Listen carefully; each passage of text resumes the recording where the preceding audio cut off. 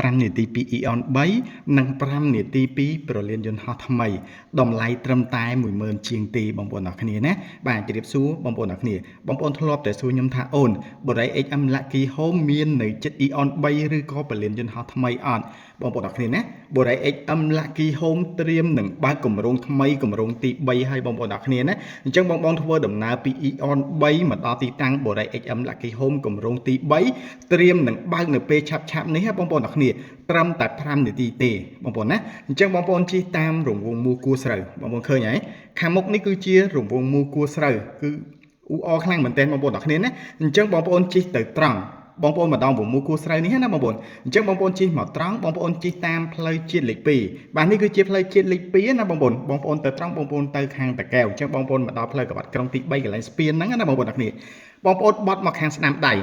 បត់មកស្ដាំដៃមកគឺមកដល់ទីតាំងរបស់យើងហើយទីតាំងរបស់យើងគឺល្អមែនទែនបងប្អូនចុះពីផ្លូវកបាត់ក្រុងត្រឹមតែ350ម៉ែត្រទេបងប្អូនអរគ្នាណាអញ្ចឹងតម្លៃនេះគឺមានការប្រម៉ូសិនត្រឹមតែ10ផ្ទះទេតម្លៃ10000ជាងនេះណាបងប្អូនអរគ្នាអញ្ចឹងបងប្អូនដែលឃើញវីដេអូមួយនេះកុំភ្លេចធ្វើការទម្លាក់លេខដើម្បីសាកសួរទីតាំងសាកសួរព័ត៌មានបាទឬក៏បងប្អូនជិះមកមើលឲ្យបានមុនគេតើមានការប្រម៉ូសិនព្រោះថាតម្លៃពេញរបស់យើងគឺជាង30000ឯណោះ